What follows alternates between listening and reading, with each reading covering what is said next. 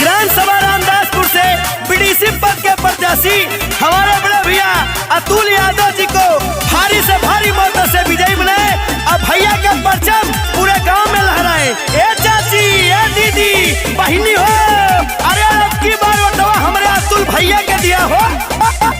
अरे लड़ा तारे भैया हमारा बाकी चुनाव हो, हाथ जोड़ी विनती करे ले गाँव गाँव हो।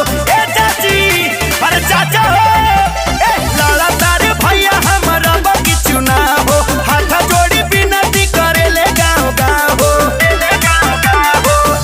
युवा के पावर बन के सब ही देखा दी है कि ए चाचा चाची हो, ए चाचा चाची हो, भैया अतुल के जिता दी है कि ए चाचा चाची हो, भैया अतुल के जिता दी है।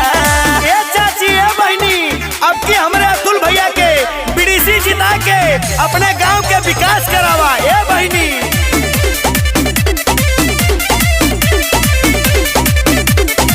वोट मांगे तोहरा से छूके चरनावा, रामदासपुर के ई बाड़े सुगनावा। ए चाचा, अरे तोहरा भाई लइका हवन हो, अरे वोट मांगे तोहरा से छुई के चरनावा, रामदासपुर के ई बाड़े हो लालानावा, बाड़े हो लालानावा।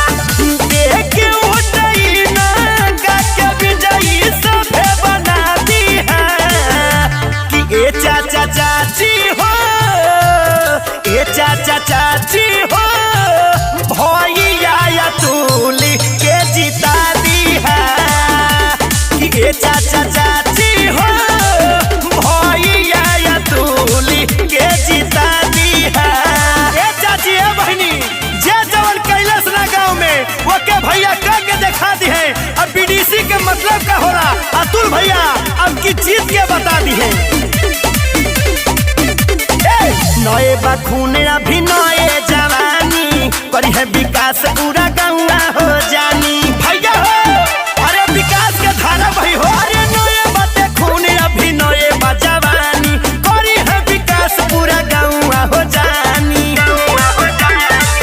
जीत के हो परचम पूरा गौवा में लहरा दी है कि ए चाचा चाची हो, ए चाचा चाची हो, भैया अतुल के जिता दी है कि ए चाचा